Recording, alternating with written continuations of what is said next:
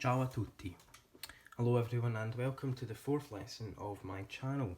So because we're not going to have too much today because I'm going to be teaching you verbs and infinitives, which is a bit lengthy and delves into some quite good grammar in Italian.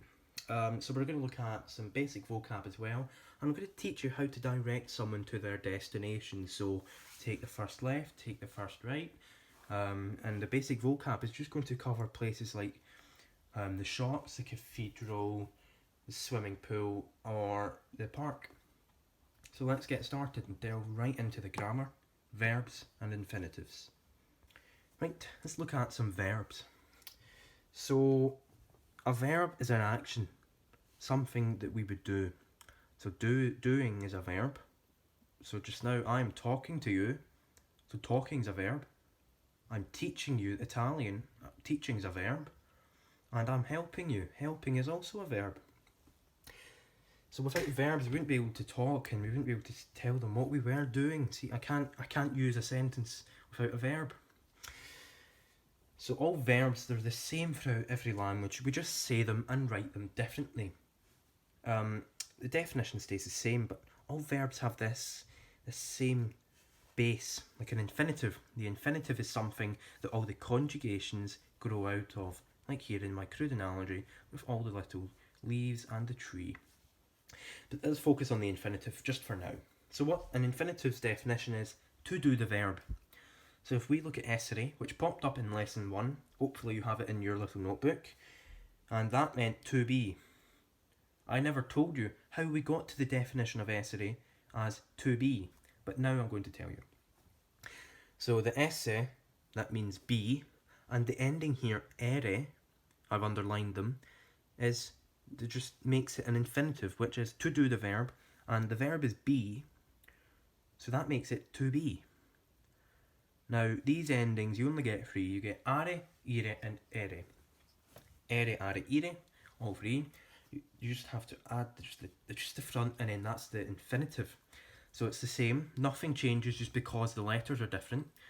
So if we look at andare, an are verb, right? Vado means to go, which is the first conjugation of andare. And the are at the end means to go. So andare means to go. Just because this is different here, that with the I, finire doesn't mean that it's different.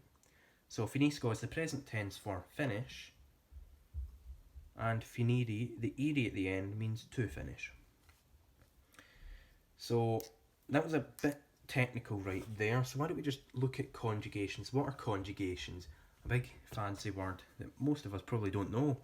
Well, it's basically just what the infinitive breaks up to. So these are the conjugations.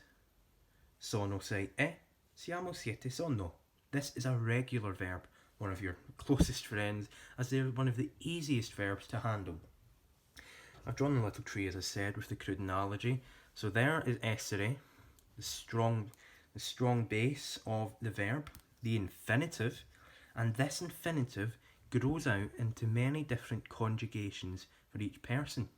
I, you, he, she, it, we, you plural, and they. That's everyone you can think of in a sentence. So it does grow out, and these are called conjugations. So who is doing the verb? Well, we went over this. Io, tu, lui, lei, noi, voi, loro. Io sono, tu sei, lui, lei è, noi siamo, voi siete, loro sono. It's a regular verb, and it basically follows the same rule. But if I was to look at andare, which is a little bit different, I'll just write out the conjugations of andare right here. So if we write vado, vai, va, andiamo, andate, vanno. This is an irregular verb. And how would you know this is an irregular verb? Well, vado doesn't look very much like andare, does it? This is how we know it's irregular. If like this L shape that I'm going to draw just here is different to the actual infinitive. You can call this the boot or the L shape, it's up to you. But once you write out all the conjugations horizontally like that, you can see if the abnormalities are in an L shape, and you know it's an irregular verb. Now, andare is irregular in many different tenses, like the future and the conditional, but we're going to look at those when you're a little bit more advanced. Right, so as you can see, these two, the we and the you plural, are the only ones that are actually linked to andare. The rest, well, vado vai va. I mean, where's that connected to andare? That's just the problem. All we have to do is just learn these. There is nothing else we can do. We cannot change them. We just have to learn irregular verbs. I would emphasise that we learn irregular verbs more than we do regular verbs, as they pop up more in day-to-day language. So if you don't mind copying this into the back of your vocab book, that would be great. You can draw the wee tree if you want, but I would recommend you get the irregular verb andare. Make sure you have all three endings, ere, are, ire. I'm going to go on and just show you some different verbs that end in the ere, are, and ire. Right, so here are the directions. So basically what we want to be figuring out here is, how do we ask for directions if we're a tourist in Italy? Well, here you are, I'm going to teach you. So let's say that's us here, the wee dot pointing to this road, and we want to get to maybe, I don't know, a church over here. What would we ask? We would ask, how do we get to the cathedral? Obviously in Italian, because I'm going to be teaching that later. An Italian would then say to you, prenda la prima strada a destra or sinistra.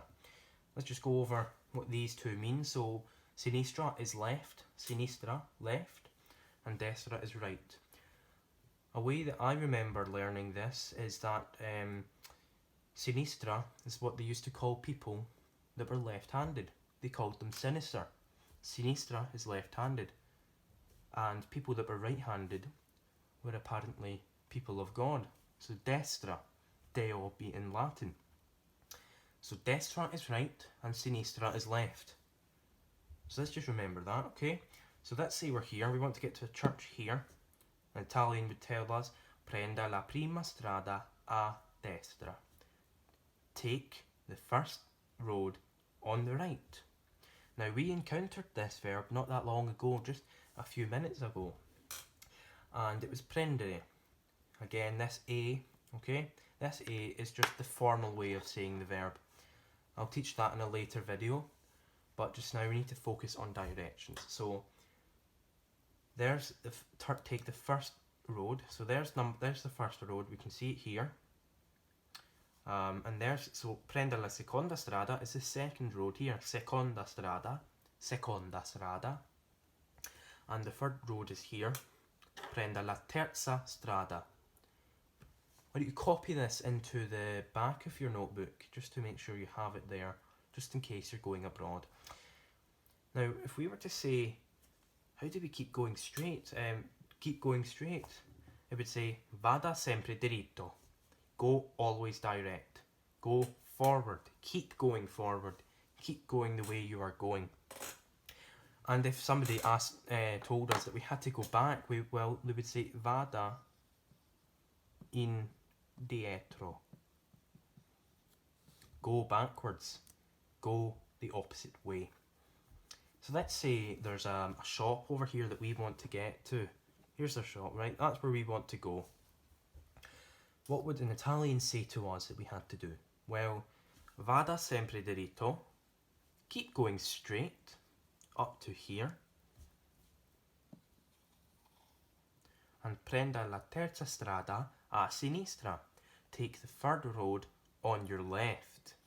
And we would get to the shop that we wanted to get to. So that is directions, and whenever you're in Italy, just remember all of these keywords like terza, seconda, and prima strada. Destra is right, and sinistra is left. Why don't you look up different ways, look up a map, and maybe speak to yourself and say, how would I get to this over here? Well, vada sempre diritto, prenda la seconda strada a sinistra. Okay? So look that up and have a go yourself, and hopefully you get it. Right, so here is a vocab for today. Basically, I'm just going to tie it in with the directions that we've looked at today. So park is parco, cinema is cinema, gym is palestra, museum is museo, library is biblioteca, a Church is chiesa. Ufficio postale, post office. Market is mercato. And castle is castello. Make sure you put these in the front of your vocab book, as they're always handy to have just in case you do need the directions to a certain place. I will keep adding more in the next video, so until then, goodbye and good luck.